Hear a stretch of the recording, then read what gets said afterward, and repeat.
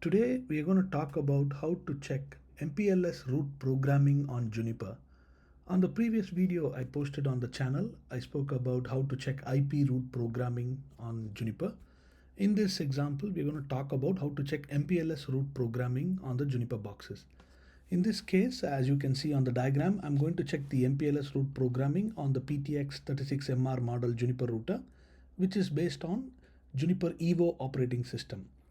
So EVO operating system is slightly different from the traditional Junos operating system. However, most of the functionalities, everything does not change. It's just that the architecture of this operating system is different from the Juniper Junos operating system. Now, the topology that I am trying to check here is I have an ingress MX304, which is trying to reach a target box that is connected beyond PTXs. So when I check on the ingress for the destination, and if there is a label, we will see that this box will push a label, which I will demonstrate in the outputs. So now how do I check if the PTX, in this case, which is a transit MPLS router, has the right programming for that label and the corresponding next stop? So like previous video, we have three different places you can check the programming.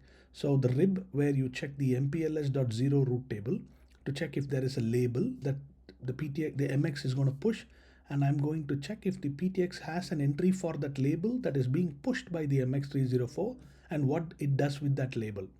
Likewise, we are also checking on the kernel root table before the information is passed on to the PFE. Inside the PFE also, we can check if the programming is correctly happening or not. Now quickly jumping into the setup. On the MX304, which is the ingress, here is the show root that I have performed for the target. The target in this case is this one. I am running the command show root from the ingress MX304. And you can see that this box is pushing a label of 301. Now that means this PTX is supposed to get a packet with an MPLS label of 301 if it is, for example, some kind of a BGP packet with next stop as 122. So in this case, the MX is going to send a packet, an MPLS encapsulated packet with a protocol next stop of 122 with label of 301, as you can see here. Now let's check what the PTX in this case has an entry for the rib. So if I do show root table MPLS.0, you can see I have an entry for label 301. So what it says is anybody who enters the PTX, in this case with an MPLS label of 301, will be swapped out to label number 16, and their outgoing interface will be AE1. So on the diagram, I have AE1 that faces to the other PTX. So I can quickly confirm that. Under ISIS adjacency, you can see AE1 is talking to the PTX. AE9 was talking to the MX304 in the diagram. So we have just checked on the rib that we have an entry. Now I'm going to check on the kernel root table. So show root forwarding table, family MPLS label 301. Now here again I can see that there is a programming with an index value, and it is correctly pointing to AE1. I know that AE1 is the exit point, as we have checked earlier on. Here for 301, it was going through AE1. So the kernel also has the right entries. Now let's check on the forwarding table, in this case, which is the FPC.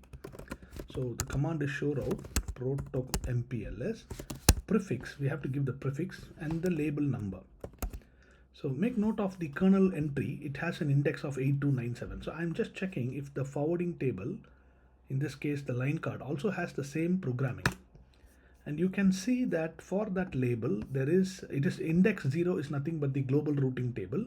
As we discussed on the previous video, there are several routing tables, and it says for anybody who is coming with a destination label of 301, it is going to send it out of this index 8297, which is nothing but it is going out of AE1 towards the other PTX.